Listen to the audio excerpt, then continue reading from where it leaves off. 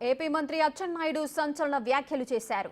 TDP కార్యకర్తలు రేపటి నుంచి ప్రభుత్వ ఆఫీసులకు పసుపు బిళ్లలతో వెళ్లాలన్నారు.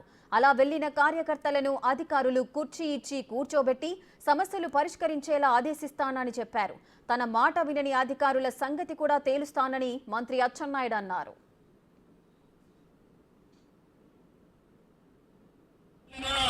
మీరు పసుపు బిళ్ళ పెట్టుకొని వెళ్ళండి, మీకు గౌరవంగా కుర్చీ వేసి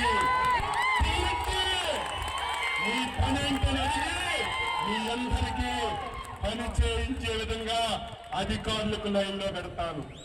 ఎవరైనా ఒకరో ఇద్దరు నా మాటకు జవదాడితే ఏమవుతారో వారికి నేను చెప్పవలసినటువంటి అవసరం లేదని చెప్పి తెలియజేస్తున్నాను.